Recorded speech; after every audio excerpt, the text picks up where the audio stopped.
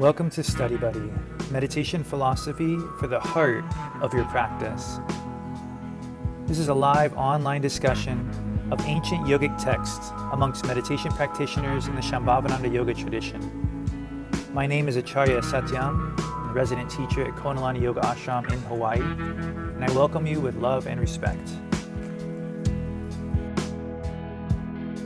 All right, cool. I know I'm a little off center. I'm leaving room for the slides over here, so bear with me.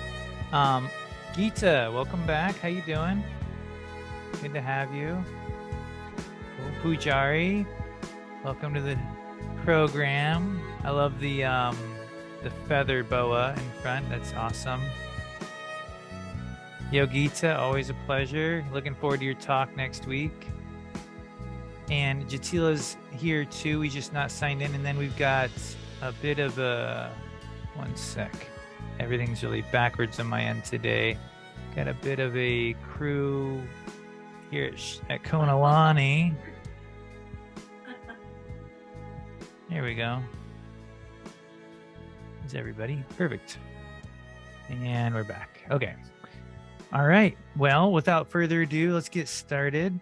So tonight is our creative consciousness class. It's a class devoted to the exploration of really jnana yoga.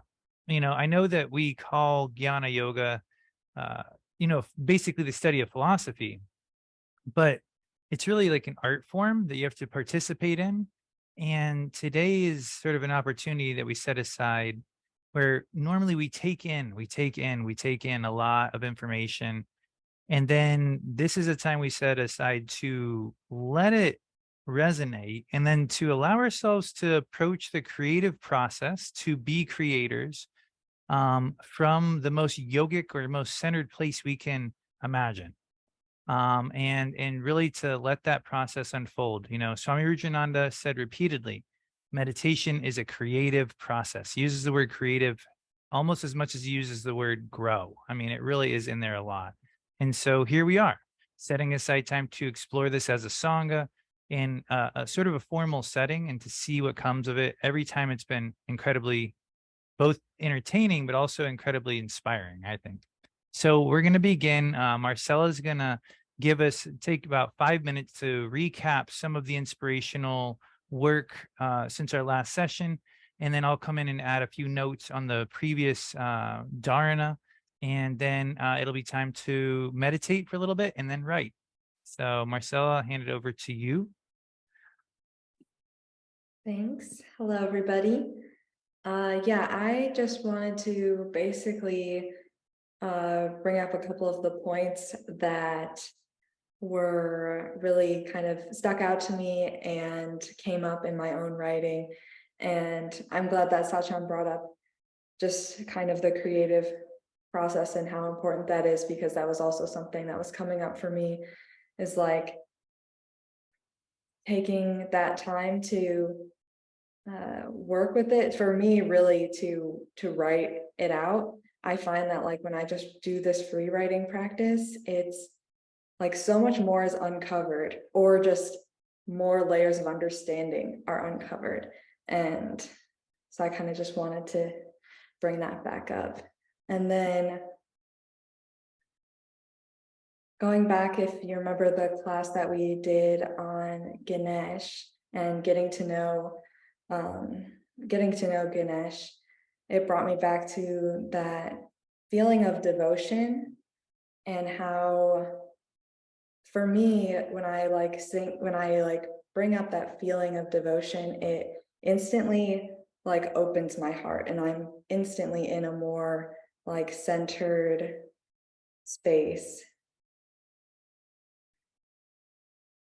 And it's even easier to connect to that feeling of devotion when we are getting to know the deities. It was really awesome to hear all of the stories and the history and how all of that is connected. And that really, for me, helps me connect to that feeling of devotion, and in turn, just really easily sink into that more relaxed, open state. And then when we then talked about the Shambhavi Mudra as a practice to, we were talking about it in terms of working with it to find balance and paying attention to our breath and noticing the pause. And when I was doing like writing about it, what really came up a lot of the time was how it can bridge the gap from our practice on the cushion into our lives. And how it's, to me, it really seems like doing this practice on the cushion gives us the tools that we need to be able to do practice in our lives, because like all of the situations and everything that we come across in our day to day, I really feel like is meant to be there for us to grow, to work with. It is supposed to be what we are meant to go through and work through in order to achieve the most growth throughout our lifetime. And being able to have the senses open, have our eyes open, take in the world, and then still be able to practice. That was just really a really interesting and fun topic that came up and that I was exploring this week. So I will pass it over back to Satya. Thanks, Marcella. We just get our screen synced up on our end. All right. Thank you. Now, yeah, I enjoyed that recap. The kirtan class was, it was just perfect. You're right. The stories help you connect. And it's interesting because here we are doing a creative writing class based on our practice, which essentially is literally what we're saying we were so inspired by. It's like we're literally going to create stories based on the experience of our practice that could hopefully maybe inspire others. So yeah, I felt the exact same way. And if you all remember, some of the key points that Chaitanya, gave us that day was that Ganesh is sort of like the same concept as the wish to grow. Thought that was fascinating. That the wish to grow is this seed that must be present in any practice. And so when you sort of say that wish to grow, and as Rudy teaches it, essentially for Chaitanya in the way that Ganesh is sort of presented in the stories for him, Ganesh represents that seed of inspiration that has to be present no matter what practice you're about to do. And then also approaching Ganesh from this level of innocence was a huge part of his talk. The idea that Ganesh is often depicted as a child or a baby Ganesh. And I was like, oh, what does that mean? And like, I thought Ganesh is like this, big concept that you can barely fathom. And he was like, oh no, it means you approach Ganesh like a child, like when you're a child, like without any agenda, just like, here's where I'm at, here's what I need. Just today we were talking during Seva about the word sharanam, to take refuge, because we were doing a chant and I was like, oh, do you know what this word means? And realizing like how much more it could bring to it. And we sort of all reflected on what it means to take refuge for us. And I think that Chaitanya was sort of alluding to that same concept where you can really take refuge in Ganesh as like a child might take refuge in their parent. And then we chanted, the words that we chanted in those songs were about protect me, guard me, kind of thing. And so hopefully that inspires a little bit for you. And then as Marcella was talking about, we can keep coming back to this, but this fun concept where you gotta wobble, in life. There's no day when you wake up where there isn't this kind of wobble going on in your life, whether it's at work or at home. And you can act like, oh, I just wish my wife, my life, not my wife, would stop wobbling. But that's impossible. Just like you can't make this stick just be still, but the Shambhavi Mudra means you are holding that centered space, working inside amidst the wobbles. And what we do is we get better at balancing the stick. The wobbles won't ever stop. That's Shakti. That's the ceaseless pulsation of prana. That's the ceaseless pulsation of manifestation. But you can get better at balancing, at holding your center amidst the wobbles. And that seems to be a pretty big deal. And so I've been inspired by trying a little bit less to fight the wobble and a little bit more to say, hey, I got to figure out a way to find my balance in this situation. So there's another little recap. So thanks, Marcel. Our goal here was to inspire you to sort of bring your attention back to some of the points we've worked with. And now we're going to meditate, and then we'll take that meditation right into our free write, and that'll lead to sharing and discussion. So hopefully you're comfortable in your seat. Feel free to move around a little. We're right on time, Marcella. It's never happened before. All right. All right. So working initially with the work of our previous dharana that we'll be alluding to and using in our practice in a moment. But before we start that, using the teaching that Babaji often gives us, rocking forward and back in your seat. And here you're sort of imitating the wobble. It's embracing the wobble of life. You rock forward and back so that you can find center. And ideally, the center point that you find is not one of effort, but it should feel a bit like that moment when you actually balance something on the tip of your finger where it actually feels weightless. And that's what Babaji always cues, that you should feel weightless at this centered position.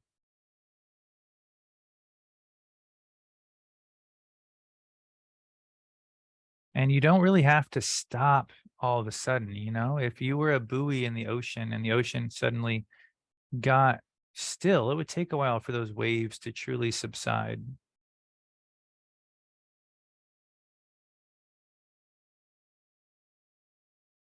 And as the physical kosha stills, the pranamaya, the next level, the pranic level, illuminates, and you can feel that wobble, that pulsation within in the form of your breath.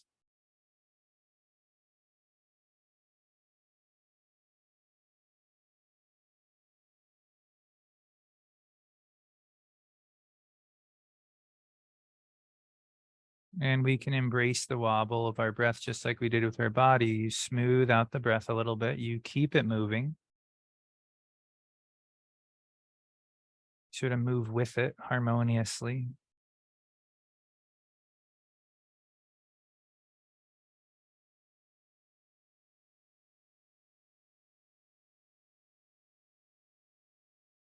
And the breath doesn't need to stop, for you to find stillness within it. It just has to be smooth and even.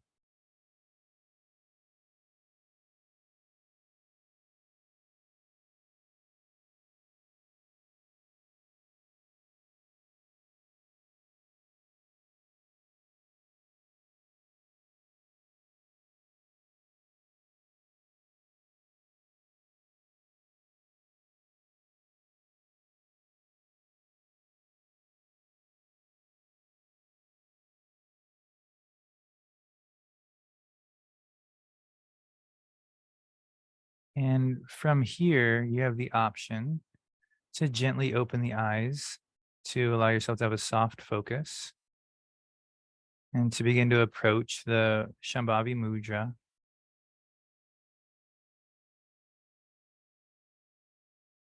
All the senses outside of us represent the endless wobble of the stick, endless information coming and going, even my voice, right?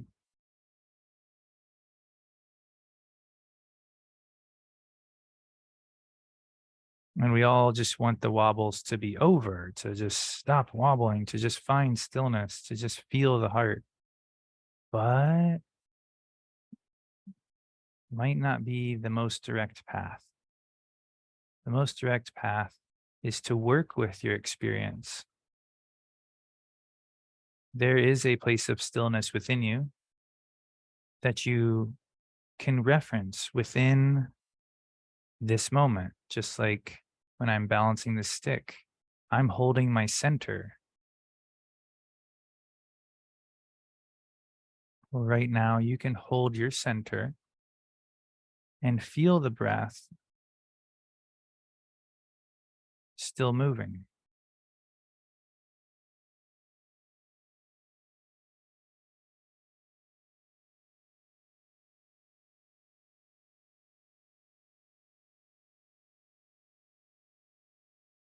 You don't have to think very much about your center. Just know that it's in your heart and let your inward gaze rest upon it. Just like if you were balancing, you might have a focal point outside of you. Well, here the focal point is the heart. And you just rest your gaze inwardly, even though the eyes are open. You feel the heart as you breathe.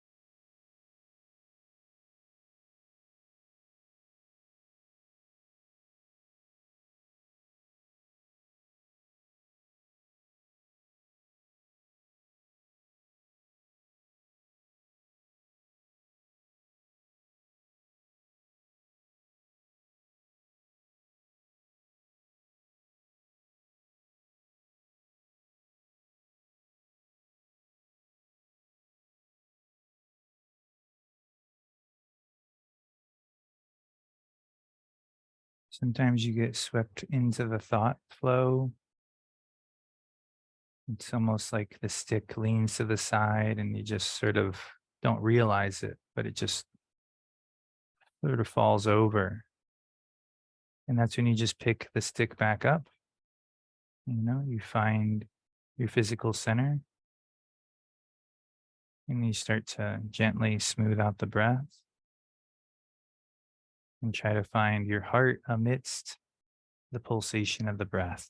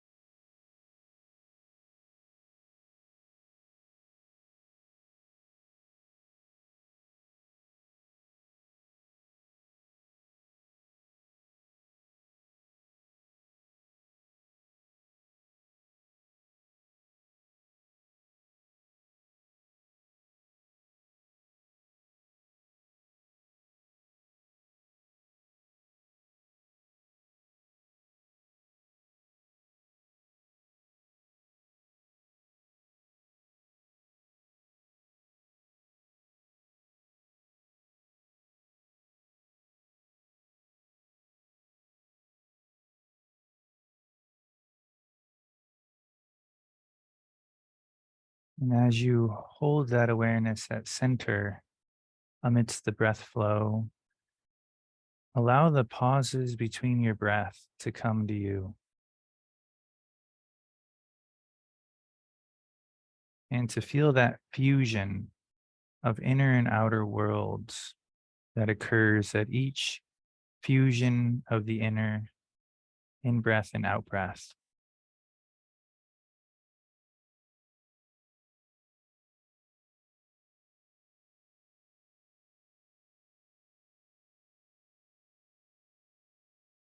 As the Vijnana Bhairava teaches, whenever in breath and out breath fuse, at this instant, touch the energyless, energy filled center.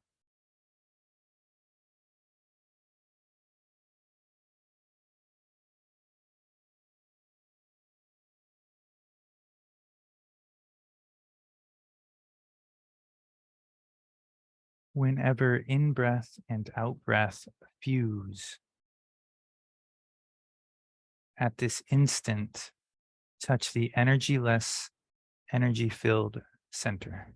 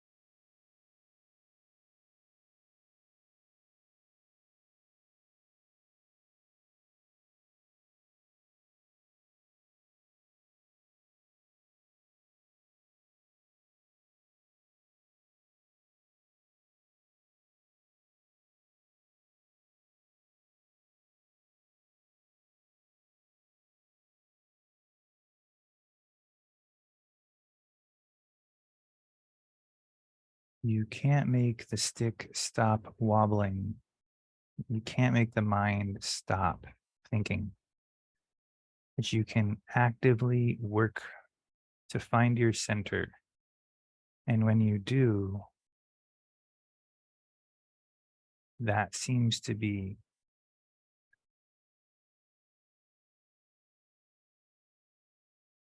what stills the mind and the breath the most.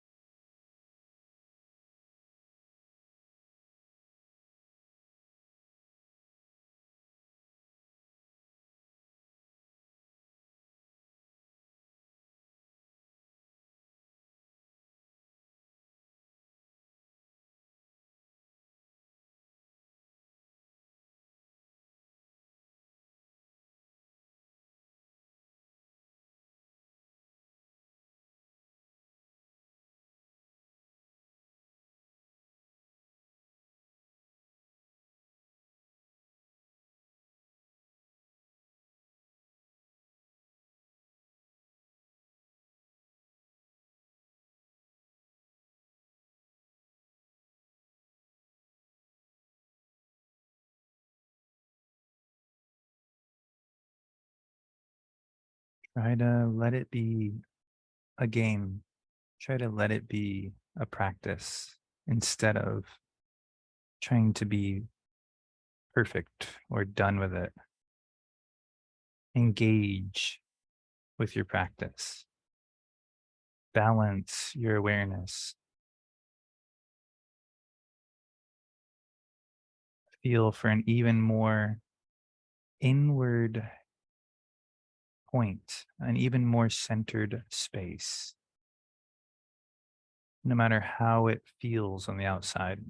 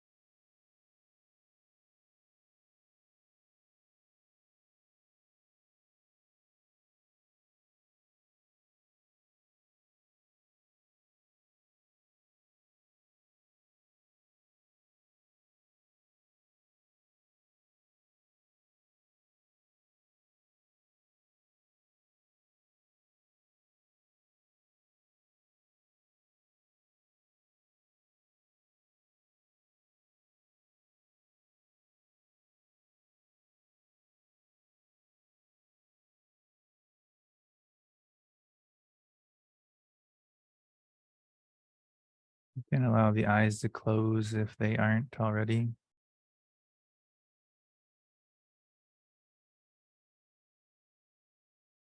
And try to notice the quality of your breath flow, the quality of your seat.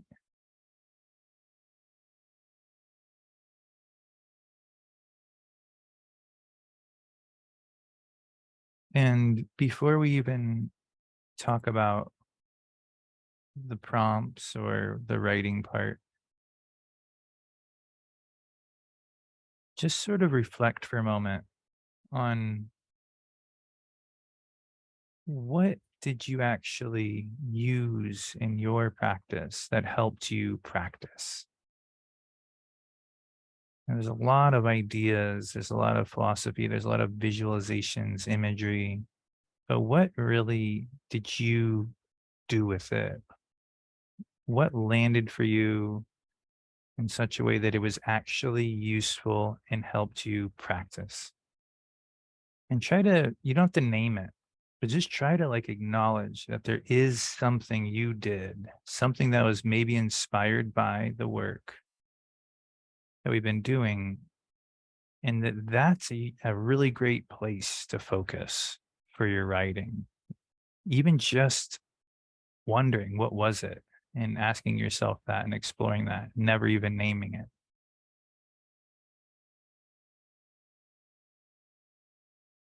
But aside from that, this is the time that we have for writing.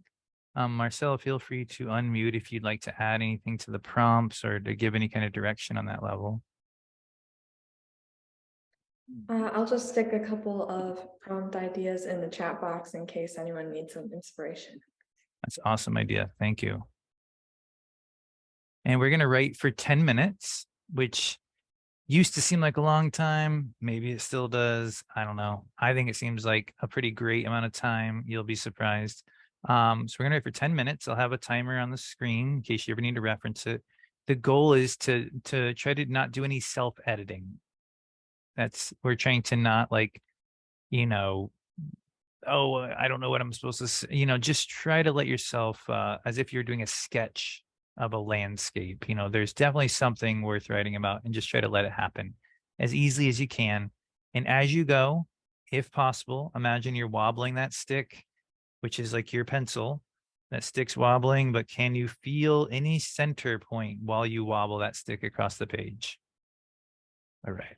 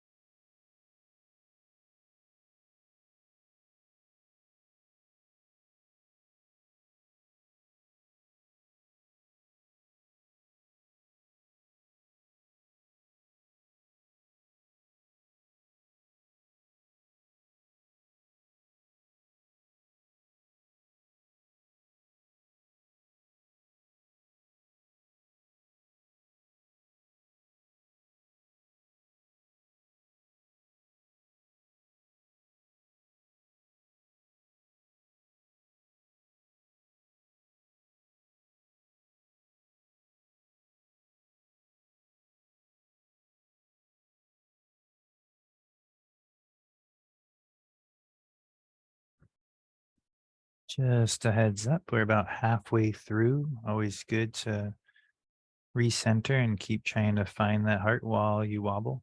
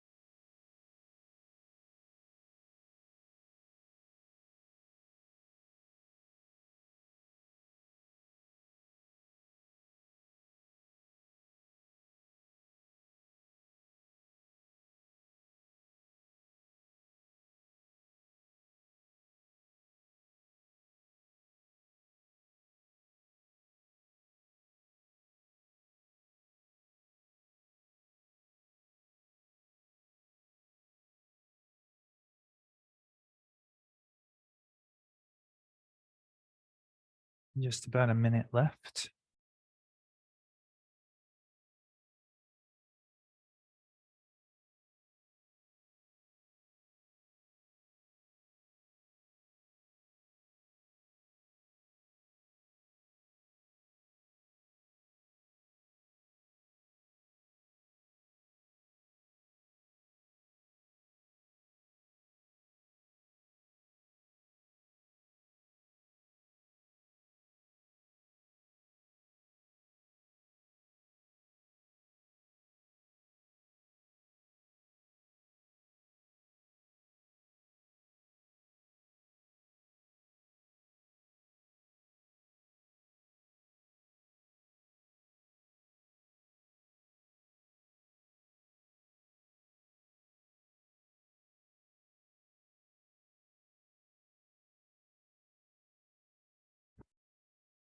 And finishing your thought.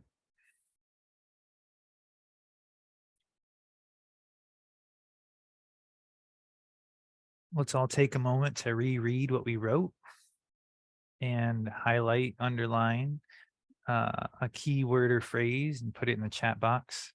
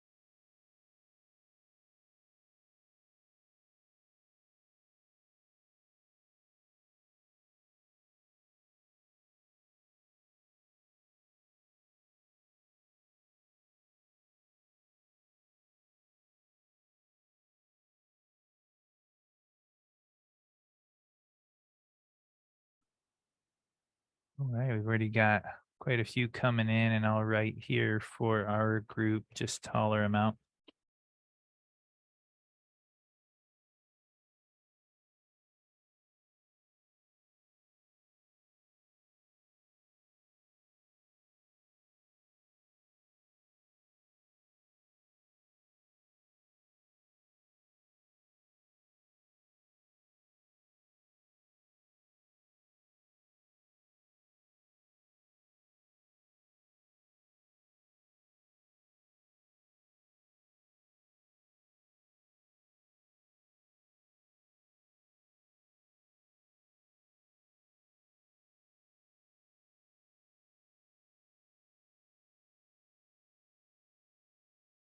All right, Marcel, let's read them.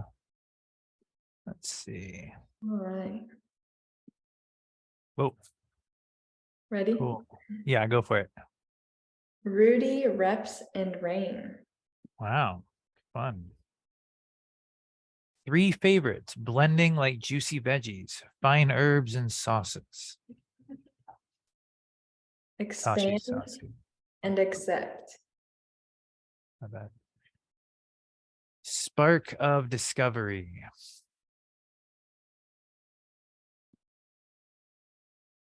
Oh.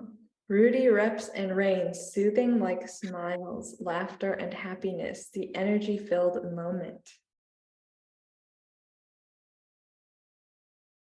Inspiration. A sweetness internally coming. The play between internal and external. Lighten, soften, lengthen. Held together. Watching the breath until all is left is stillness. Hi, this is Tony. For me, devotion allows us to no longer wobble through life and group and down through, and go up and down, and go up and down through actions or emotions. But through focus, we find equilibrium and balance. And with balance comes an infinite peace that cannot be broken.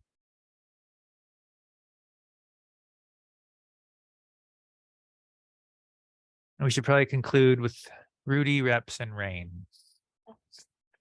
So thanks, everyone. That was really sweet. Shoshone, I know sometimes it can take a minute to like unmute and stuff, but I want you to know, please feel free to jump in if any of you would like to elaborate on some of your work. And the floor is open here as well. We've got a microphone.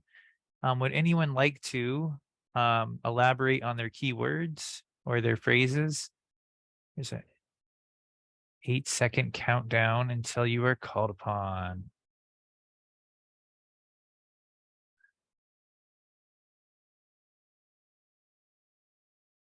You're good. All right. I'm spinning the wheel. Marcella, do you want to call on anyone? Do you want me to spin the wheel? Go ahead. Oh, Pujari. Would you like to elaborate on your keywords? Oh, Pujari has lost her voice. Okay, got it. Yogita.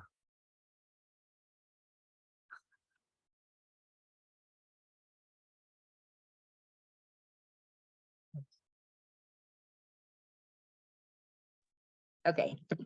Well, at first my mind was very active, and then I don't know.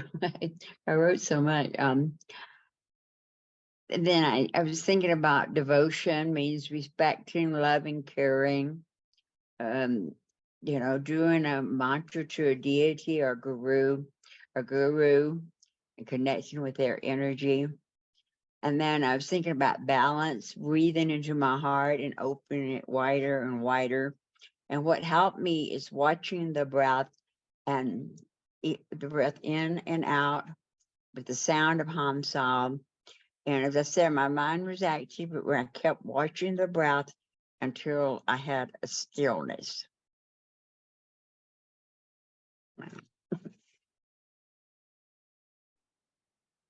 It was like becoming the breath. Yeah. Yeah. I feel like that's so in line with everything that Babaji's been telling us to do, just like really that super simple, just follow the breath, which can be really hard when our minds are all going but that is what's so nice about the Hamsa. For me too, that's been a big practice for me lately, is following the breath and having the Hamsa or Om Namah Shivaya mantra. Yeah, that's been really helpful. And I'll add to that. I feel very similar, Yogita. This class takes place at 3 in the afternoon here. And sometimes we've just been working pretty hard. And it's like you're still in that mode. And to sit down and just meditate, like right in the middle of the day like that, can sometimes feel like this isn't going to be very deep. I'm really in it right now.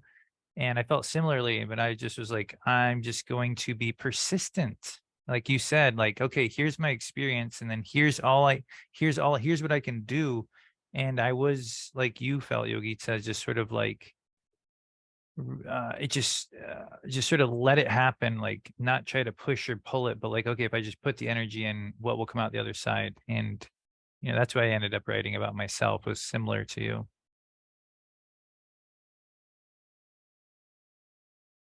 Does anyone else want to either volunteer or we can call on somebody?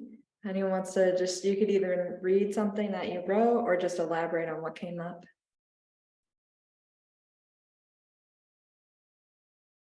Sure. We have someone, is Kirtana's here. I'm going to switch them the mic, and I will switch the camera. You might have to scoot one seat in. Yeah, you're good. Actually, you're in it. I see you there. There you go. Hi, can you hear me? Okay, good. So I like poetry, and I like things to have a syllable structure and a rhyming structure. So I will admit that I edited this and it took me more than 10 minutes, but this is something I wrote just the other day. Oh, hello. And it's about having a good meditation and then like not wanting to participate in the physical life. Like, I often find that I'll have a great meditation or I'll have this blissful experience, and then it's like I have a lot of social anxiety, or I'm just like disinterested in everything that's happening around me. And it's just kind of like reminding myself that that's okay.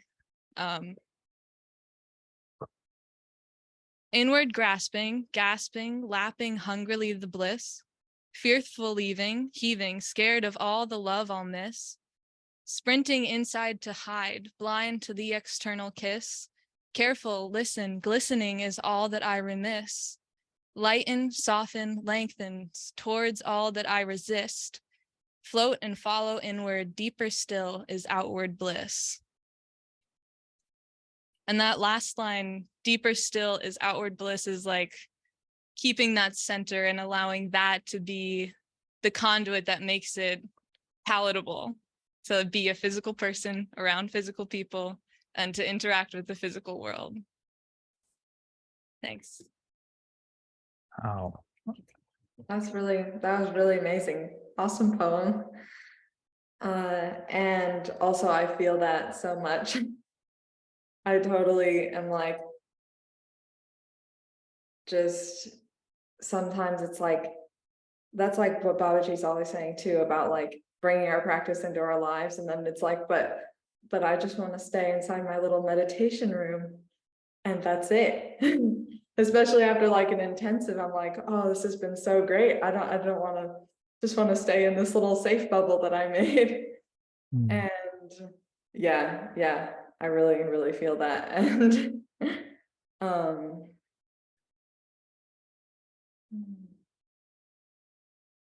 just how the practice that we've been talking about, like the Shambhavi Mudra, like allows us to almost stay in that place and live our lives, but it's like this amazing, beautiful dance that takes so much practice of like back and forth until we find that balance, like we were talking about. So yeah, I love that.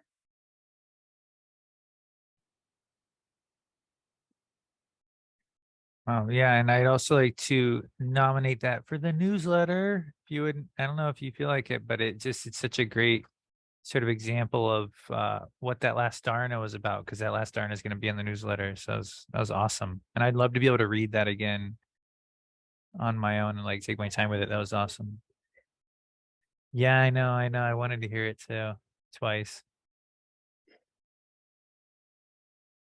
Are you asking for another reading? Oh, sure. I got a request here for another reading.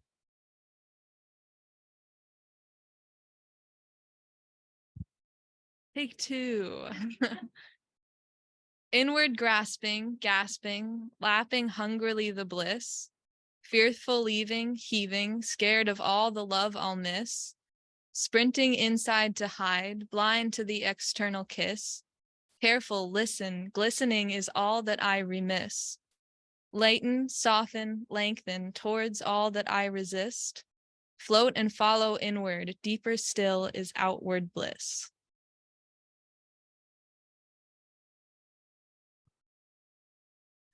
Thanks, Kirtana.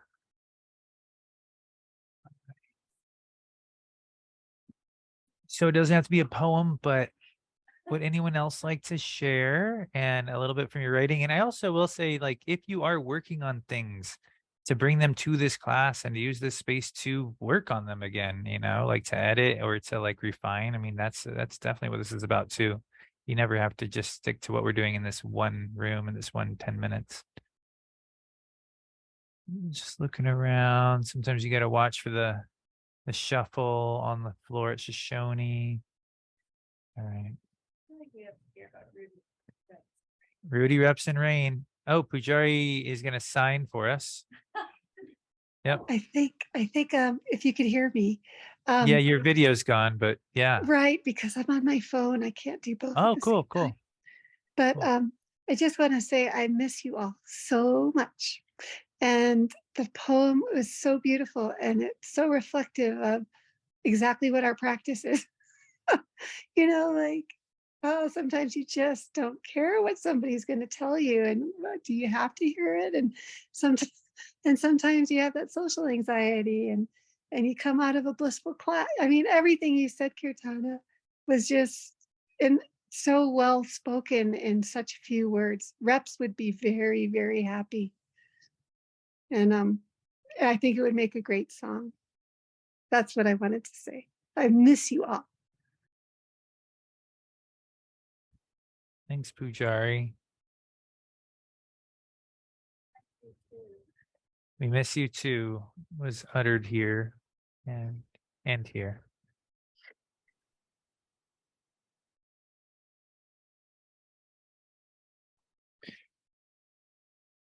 Marcella, do you want to share something that you wrote or reflected on? Oh yeah. So at risk of sounding very much like a nerd, I was good thing there's no labels here. I was reading a dragon book this week, and it decided to come out in my writing just now. And I don't know if I'll necessarily read through it because it tends to not make very much sense when I just do this free writing, but essentially I was relating my heart, relating the experience of like connecting to my heart and my heart as being this like big expansive dragon with golden wings, and it just made me feel very like expansive, and I was just like, wow, didn't expect that to come up. So that was very fun,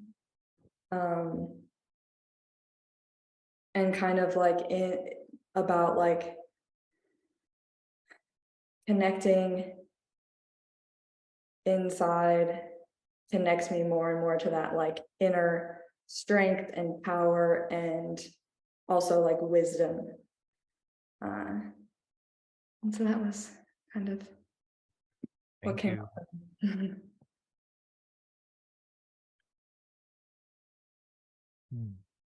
Yeah, because dragons, they're always like pictured in a couple, mostly pictured like as these sleeping dragons, and then they're pictured as just so massive. It's like they really, it's like this dormant power within us, and then when it awakens, it's usually, like you said, like this golden kind of experience. And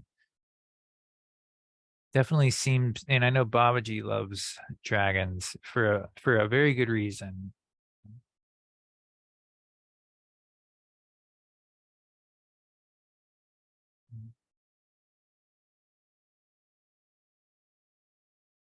And I played with the idea of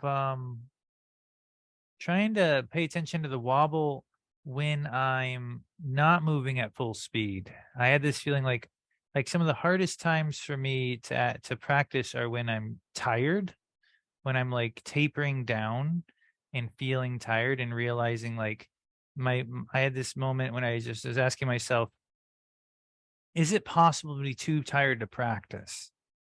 And I was just like, is it possible? Like if it's all about balance, if it's all about centeredness, and it's under any circumstance, then every circumstance is plausible. And I was like, because there's these moments when you're like, I can't do one more mantra, or you feel like you're too tired and your mind just sort of like spaces out. And I'm like, oh, I'm interested in that moment. Um, when you're not at like peak capacity, peak performance, when you're specifically not at peak performance, what does the practice look like then? And so that question just sort of bubbled up from the very end of the writing, and it's something I wasn't expecting to see in there. But when I can't do mantra, when I'm tired, but I can always watch the breath. Mm, Yeah, awesome. and to Even me, if I'm oh, sorry, Yogita. even if I'm laying down or something, I can always feel and watch the breath. Yeah. Yeah, and I feel like those times are kind of interesting too, because it almost takes the most to, it is a really interesting thing to explore, because I've thought about it too, is like it takes the most effort to start at those times, to like sit down if that's what you're going to do, or just to do something, because your mind is like, no, I'm done. But then it almost is like, maybe it's too tired to fight back when you like sit down. Maybe it's like, oh, maybe you can have an even deeper experience. I don't know. I feel like that's definitely what Baba says about Rudy. So if you worked really hard during the day, you actually had a better shot at quieting your mind because there was less resistance available internally. That's why he always works everybody really hard before their biggest meditations. Well, speaking of working hard, thanks everyone for making this class possible. Namaste. Next week, we are going to be hearing from Yogita with a Teaching Moments presentation about her mantra Sankalpa that she's been working on. I think that'll be really cool to hear about her experience. And hey, all of us are either on our way to a Sankalpa, or in the middle of a Sankalpa, or finishing one. So Sankalpas are a big part of our work. And so it'll be fun to sort of hear about that, talk about the experience, write about it, share, meditate. And so looking forward to that next week. Thanks again for making this class possible, everybody. Thanks, Marcella. Namaste.